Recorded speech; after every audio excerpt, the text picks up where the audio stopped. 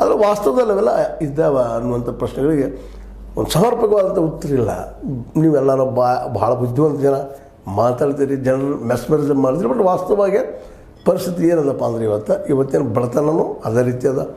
ಮತ್ತು ಇದಕ್ಕಿಂತ ಹೆಚ್ಚಿಗೆ ಇವತ್ತು ನಿರುದ್ಯೋಗ ಇನ್ನೂ ಹೆಚ್ಚಾಗಿದ್ದನ್ನ ಕಡಿಮೆ ಆಗಿಲ್ಲ, ಸಾಲು ಹೆಚ್ಚಾಗಿದೆ ನಮ್ಮಲ್ಲ. ನೋಡಿರಿ, ನಿಮ್ಗೆ ಗೊತ್ತಿದ್ದಂಗೆ 50-55 ಲಕ್ಷ ಕೋಟಿ ರೂಪಾಯಿ ಮನಮೋಹನ್ ಸಿಂಗ್ ಬಿಟ್ಟು ಹೋಗಿ ಮುಂದೆ ಸಾಲ ನಮ್ಮ ಮೇಲಿದ್ರೆ ಇವತ್ತು 205-15 ಲಕ್ಷ ಕೋಟಿ ಸಾಲಾಗ್ಯದ. ಇದೇನು ಇಂಪ್ರೂವ್ಮೆಂಟು, ಎಂಥ ಇಂಪ್ರೂವ್ಮೆಂಟು ಅಂತ ಇವತ್ತು ನಮ್ಮನ್ನು ವಿಮರ್ಶೆ ಮಾಡ್ಕೊಳ್ಳೋಂಥದ್ದು.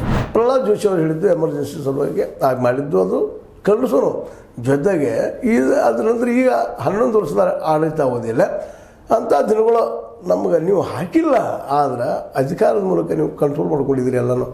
ಇವತ್ತು ನಿಮ್ಮ ಕೈಯಾಗ ಎಲೆಕ್ಷನ್ ಕಮಿಷನ್ನ ಇವತ್ತು ಅತ್ಯಂತ ಪಾರದರ್ಶಕವಾಗಿ ಇಲೆಕ್ಷನ್ ನಡೆಸ್ತದಲ್ಲ ಅನ್ನುವಂಥ ಪ್ರಶ್ನೆಗಳು. ಜೊತೆಗೆ ಕೆಲವೊಮ್ಮೆ ಸುಪ್ರೀಂ ಕೋರ್ಟದ ವಿಷಯದಲ್ಲಿ ಹಸ್ತಕ್ಷೇಪ ಮಾಡಿ ಅಂತ ನೋಡಿದ್ದೀವಿ ಅವು ವಿಷಯಗಳನ್ನು.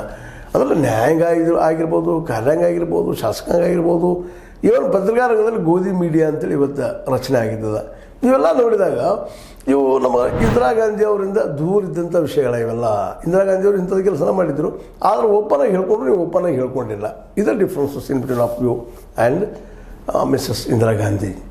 ಈ ನೆಲೆಗಟ್ಟಿನಲ್ಲ ಪ್ರಹ್ಲಾದ್ ಜೋಶಿ ಅವರು ಏನಾದರೂ ಮಾತಾಡ್ಲಿಕ್ಕೆ ಸಾಧ್ಯದನಾ? ಹೌದು, ಘಟನೆಗಳು ಆಗಿದಾವೆ, ಇತಿಹಾಸ ತಪ್ಪುಗಳಾಗಿದ್ದಾವೆ, ಇವ್ರ ಸಮಯದಲ್ಲಿ ತಪ್ಪುಗಳಾಗಿದ್ದಾವೆ, ಅವ್ರ ಸಮಯದಲ್ಲಿ ತಪ್ಪುಗಳಾಗಿದ್ದಾವೆ. ಈಗ ಜನರಿಗೆ ಅದೆಲ್ಲ ಬೇಕಾಗಿಲ್ಲ.